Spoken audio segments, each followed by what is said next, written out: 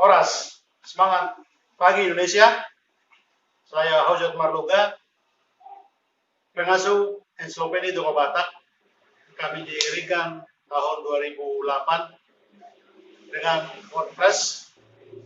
Motivasi kami pertama waktu itu karena kami melihat bahwa orang-orang Batak perlu belajar dari tokoh-tokoh Batak sendiri. Salah satu tokoh yang sangat saya kagumi sebagai orang yang berkecimpung dalam Encyclopedia Batak ini adalah Amir Syarifuddin Harahap. Siapa Amir Syarifuddin Harahap?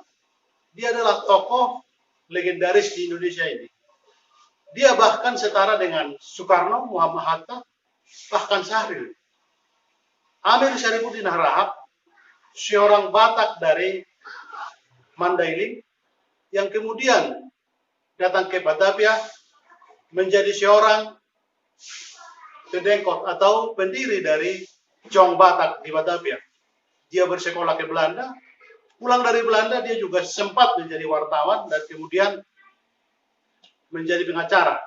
Banyak hal yang dilakukan oleh Amir Syarifuddin. Dia seorang nasionalisme tulen, tetapi sejarah mencatat dia bahkan seakan-akan dia tidak pernah berkarya di bangsa ini. Sahabat, teman-teman orang muda Batak, boleh cek siapa Amir Syarifuddin. Dia pernah menjadi Menteri Pertahanan RI. Bahkan dia pernah menjadi Perdana Menteri kedua. Tapi lagi-lagi dia terhinakan oleh pengalaman karena berjuang tidak semua orang yang membela dia. Amir Syarifuddin Harahap di kemudian hari juga dicatat seorang yang agamis atau religius. Dia juga guru sekolah minggu, bahkan sering berkhotbah di gereja. Salah satu gereja yang menjadi tempat dia melayani adalah HKBP Kornolong, HKBP tertua di Jakarta, yaitu tepatnya di daerah Jakarta Pusat, Menteng. Gereja tertua HKBP di tahun 1930. Amir Syarifuddin Harahap, saya bisa banyak menceritakan dia, karena memang secara pribadi saya beberapa kali diundang menjadi narasumber tentang Amir Syarifuddin. Pernah salah satu diskusi tentang Amir Syarifuddin di Gedung Juang, Jakarta. Lalu juga pernah diundang di STT Abdiel di Semarang, tepatnya di Ungaran. Lalu GMKI Semarang juga pernah mengundang saya membicarakan Amir Syarifuddin. Amir Syarifuddin juga dicatat pernah juga menjadi aktivis, termasuk juga latar belakang berdirinya GMKI adalah juga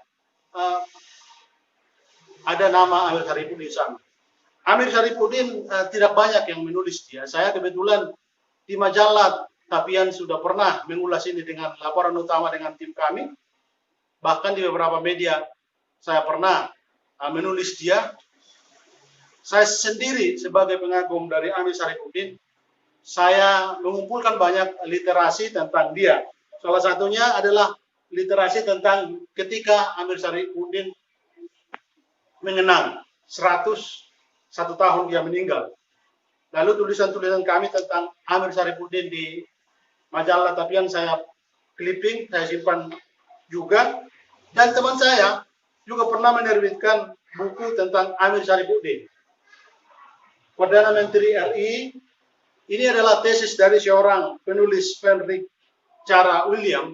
Beliau ada di Kupang, dia masih hidup ketika beliau menyelesaikan tesisnya Master Teologi di STT Jakarta. Ini buku yang menarik tentang Amir Syarifuddin, tempatnya dalam kekristenan dan perjuangan kemerdekaan Indonesia. Majalah Tempo juga pernah, setahu saya, mengulas tentang Amir Syarifuddin, bagaimana peran dia di Jong Batak. Apa yang menarik kita pelajari dari Amir Syarifuddin? Amir Syarifuddin adalah nasionalisme sejati, tetapi dia tidak pernah putus pengharapan, walaupun kemudian dia harus ditembak mati karena membela prinsip atau ideologi yang dia geluti. Di tahun 1949 dia harus tertembak karena dia harus berhadapan dengan saudara-saudaranya. Saya kira itu sekilas tentang Amir Syarifuddin. Kita belajar, mari kita jangan ternina-bobokan bahwa tokoh-tokoh yang lama itu, orang-orang seperti Amir Syarifuddin, perlu kita gali apa makna, apa karya, dan apa yang mereka lakukan di masa hidup mereka. Sekian, terima kasih.